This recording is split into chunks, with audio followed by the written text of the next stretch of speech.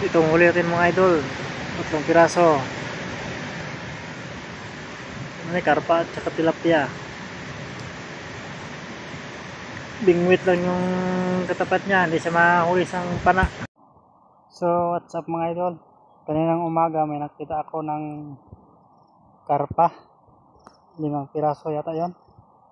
Kita ko kasi nang kawil ako kahapon at tinisting ko yung yung kawil ng igat. Ito pala yung unang nakita ko ang karpa or tilapia mga idol, at i-try ko sang kawil ng igat kung pwede sa mahuli, kaso malaki talaga yung kawil ng igat. Hindi mahuli, kaya ngayong hapon dala na akong pamingwit. Ingwitin natin ito mga idol, yung kawil maliliit lang to, pang tilapia talaga to mga idol. Tsaka temporary lang yung natin, yung stick natin, yung kawayan, temporary lang muna yan mga idol. Abangan nyo na mga idol. At dito na ako malapit sa may may sapa. Yun na mga idol, huli ko na, hindi ko pa na-videohan. Ang laki. Wow. Wow.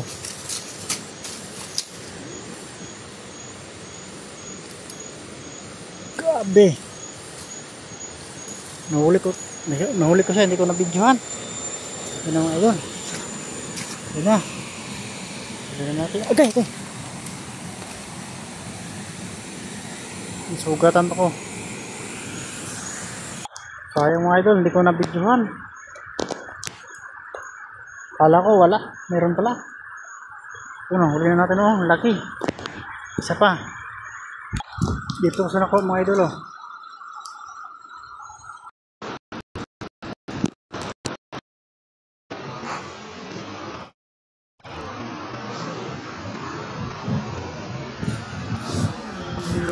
Yun. Ang laki. Huli ka balbon. Ang laki. Oops. Nice.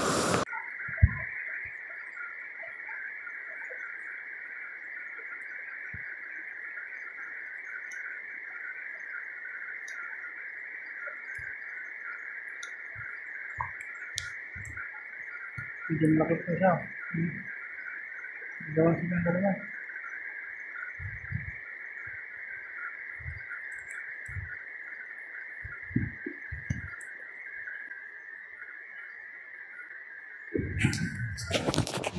Ito naman. Huli naman. Yun. Pangatlo na mga idol. Oh yeah. Pangatlo na. Isa ka na. Wow. Ganda. Pangatlo na. Thank you Lord. Saan na kayang dalawa yan?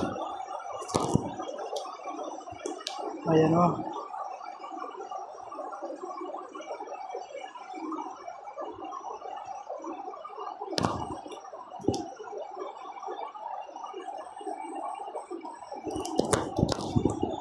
wala nang dalawa. Saan na yun? Ayun. Alam ko tilapia pa. Itong huli natin mga idol, 3 piraso. Ano, karpa at saka tilapia.